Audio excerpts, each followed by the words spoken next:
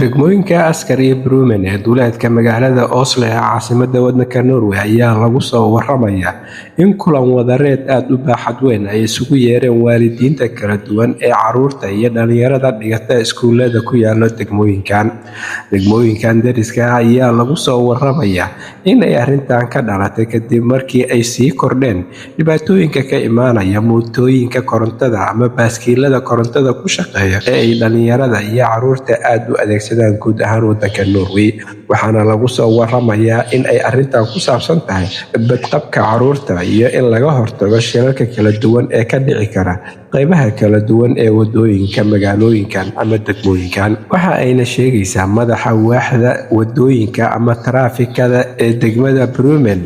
Liv Eva, in ay arrintani ku saabsan tahay sidii wax looga qaban lahaa dhibaatooyinka sii kordhaya ee ka imaanaya dhanka mootooyinkan ama baaskiiladan korontada ku shaqeeya ee aad u adeegsanayaan carruurta iyo dhalinyarada kala duwan ee ku dhaqan guud ahaan dalka Norway. Kulankan ayaa lagu soo waramayaa in lagu casuumay waalidiin gaarayso ilaa iyo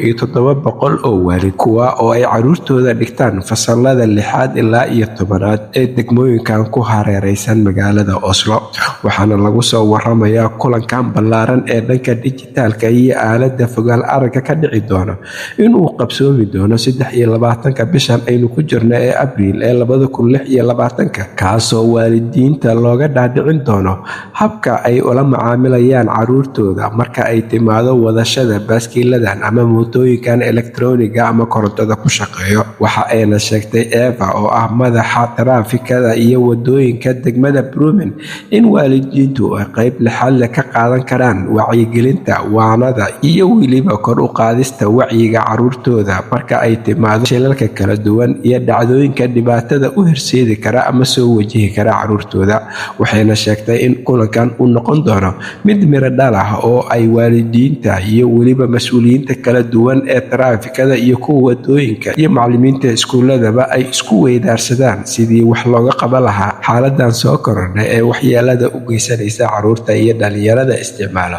mootooyinka iyo baaskiilada elektarooniga ama korontada ku shaqeeyo. Halka warka kiisa ugu doorkaroon uu idinkaga imaanayo waa Somali Voice Norway ama codka Soomaaliyeed ee Norway. Waxaana idinla socodsiinayay aniga oo ah Cabdulaahi Shiine.